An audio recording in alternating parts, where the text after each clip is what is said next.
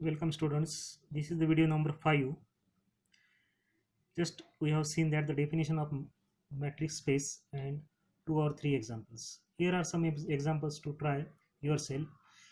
This is one of the examples. Show that the function d defined by d of xn comma yn is equal to summation n is equal to 1 to infinity xn minus yn square in total bracket 1 by 2 power 1 by 2, where xn comma yn belongs to L2 is matrix on L2. Then L2 comma D is the matrix space and it is called as Hilbert space.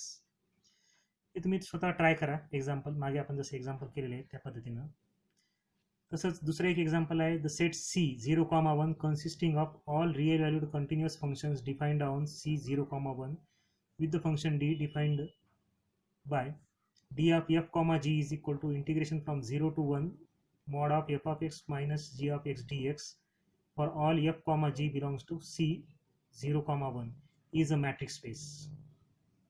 अजून एक example आहे the set C 0,1 same function आहे, same set आहे वरे जो घेतला होता आपण, same set C 0,1 with another matrix D of f comma is equal to supremum of mod of f of x minus g of x where x belongs to closed interval 0,1 for all f comma g belonging to C 0,1 is a matrix space, and this D is called as Chebyshev matrix और सुप matric.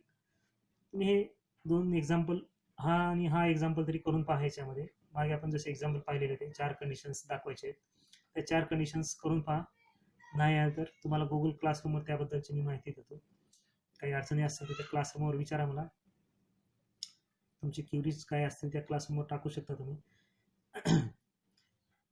इथं दोन्ही set हे सारखेच आहेत, फक्त matric वेगवेगळा define केलेला आहे. नेक्स्ट आपण अजून एक एक्झाम्पल पाहायचं आहे. त्या अगोदर आपण एक इनइक्वॅलिटी पाहिलो, कॉशी स्क्वार्च इनइक्वॅलिटी.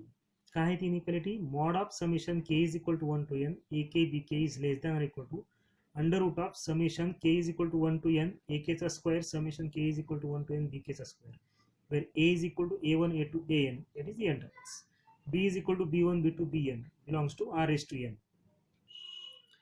आपल्याला दाखवायचं आहे ही इनइक्वॅलिटी. याचा उपयोग आपल्याला समोरच्या एक्झाम्पलमध्ये वगैरे होईल. पहा, ही इनइक्वॅलिटी प्रूव्ह करत असताना suppose if b k is equal to 0 for 1 less than equal to k less than equal to n, म्हणजे 1 टू एन के ची किंमत काय 1 टू एन मध्ये आहे आणि त्या बी के ची किंमत जर 0 घेतली आपण तर ऑब्विसली दोन्ही बाजू हे इक्वल होतात. बी के जर 0 असेल तर दोन्ही बाजू इक्वल होतात, then nothing we have to prove that. ठीक आहे, म्हणजे ऑब्विसली ऑटोमॅटिकली ते प्रूव्ह होईल inequality. Assume that b k is not equal to 0 for some k. For some k म्हणजे कोणत्या तरी एक असा के आहे ज्यासाठी बी के ची किंमत हे 0 नाही. के कुठपर्यंत असेल 1 पासून ते एन पर्यंत के हा कुठलाही असेल. Then obviously summation k, then obviously k is equal to 1 to n b k square is greater than 0. कारण याच्यापैकी सगळे जरी नसतील तरी किमान एक तरी बी के हा नॉन झिरो आहे. समजा B1 0 असेल, B2 0 असेल, पण B10 जर नॉन झिरो असेल मग त्याचा वर्ग जर घेतला तर हा पॉझिटिव्ह येतो नंबर. स्क्वेअर असल्यामुळे तो नंबर जरी निगेटिव्ह असेल तरी तो किंमत पॉझिटिव्ह येते.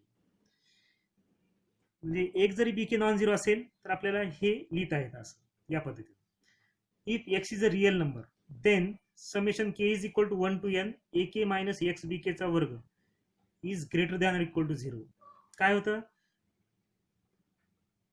ब्रॅकेटमध्ये आपण जे काही घ्यायलो त्याचा वर्ग आहे.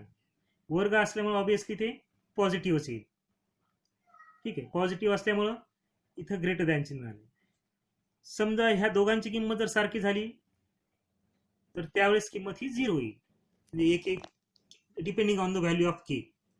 ह्याचं जर स्क्वेअर करून घेतला आपण k is equal to 1 to n a minus b चा वर्ग प्रमाणे ए के स्क्वेअर पहिल्याचा वर्ग minus 2 times of first into second 2 times of first a k into x b k, x आणि बी के, आणि समेशन तर असणारच प्रत्येक ठिकाणी, प्लस दुसऱ्याचा वर्ग x square summation k is equal to 1 to n b केचा square greater than equal to 0. This is true for all x belonging to R.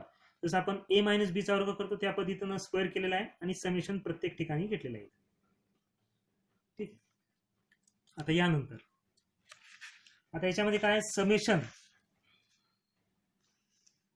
पहा, समेशन बीके चा वर्ग इज ग्रेटर दॅन 0 आहे हे आपण पाहिले. ठीक आहे.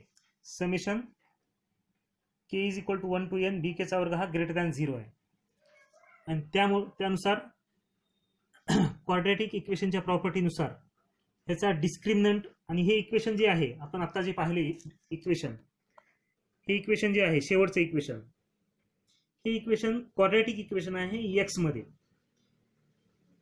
एक्स स्क्वेअर इथं एक्स आहे आणि हे pure constant term.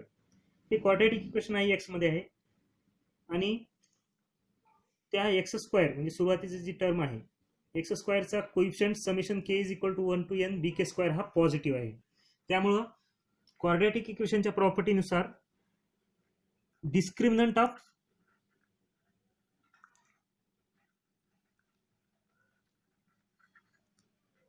Quadratic in x, discriminant of quadratic in x is non-positive. ह्या कंडिशनचा आपल्याला वापर करता येतो इथं.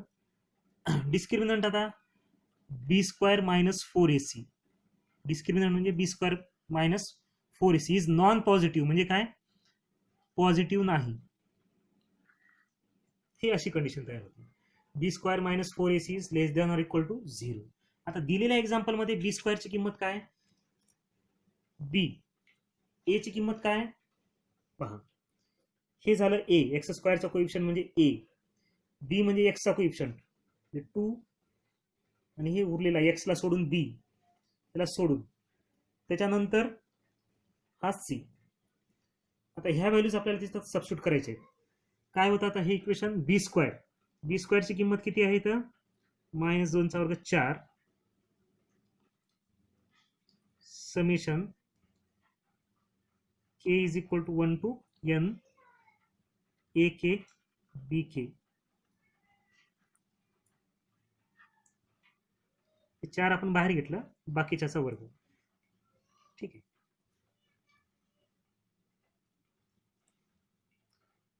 दोनचा वर्ग 4 त्याला बाहेर घेतला आपण, त्याच्यानंतर बाकीचं समेशन ए के बी के चा वर्ग which is less than or equal to -4ac ला तिकडे घ्या, काय होतं मग +4ac. हे 4a याची किंमत किती आहे, summation k is equal to 1 to n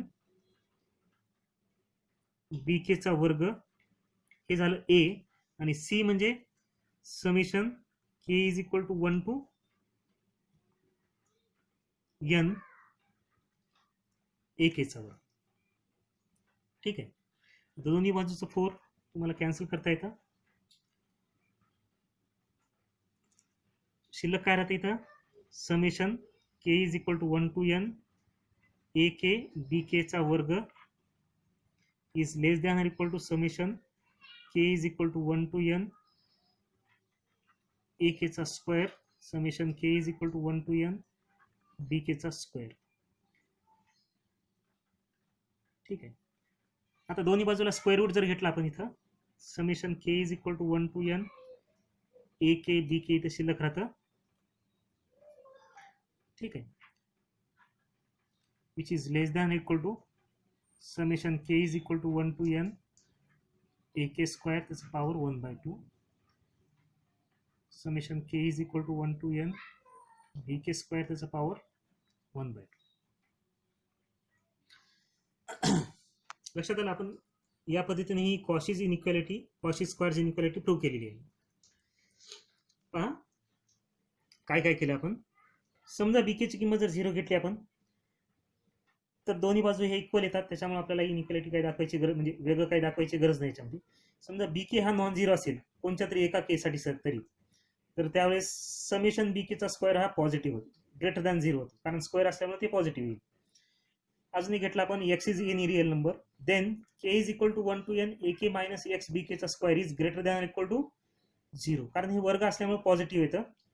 किंवा काही केच्या किमतीसाठी व्हॅल्यू जर सारख्या आल्या तर त्यावेळेस ते किंमत 0 सुद्धा येऊ शकते. याचा वर्ग करून घेतला आपण, ए केचा वर्ग minus 2 times of first into second a k into x b k plus सेकंडचा वर्ग x square b k square आणि समेशन सेपरेट घेतलं. आता हे इक्वेशन झालं क्वाड्रॅटिक इन एक्स, आणि एक्स मध्ये क्वाड्रॅटिक असताना एक्स स्क्वेअरचा जो कोइफिशियंट आहे समेशन बी केचा स्क्वेअर हा पॉझिटिव्ह आहे. आता एक्स स्क्वेअरच्या कोइफिशियंटला आपण स्टँडर्ड इक्वेशन सोबत जर ह्याला कम्पेअर केलं, a x square plus b x plus c, x स्क्वेअरचा कोइफिशियंट म्हणजे ए येतो, एक्सचा कोइफिशियंट म्हणजे बी, एक्सला सोडून जे काय असेल ते बी, आणि उरलेली टर्म म्हणजे सी. त्यानंतर क्वाड्रॅटिक इक्वेशनच्या प्रॉपर्टीनुसार असं जर असेल summation b k square greater than 0 असेल तर discriminant of quadratic in x is non positive, म्हणजेच b square minus 4ac is less than equal to 0.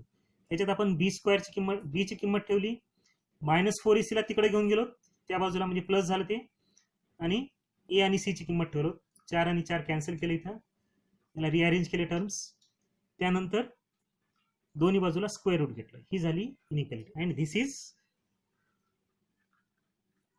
कॉशी-स्क्वार्च inequality.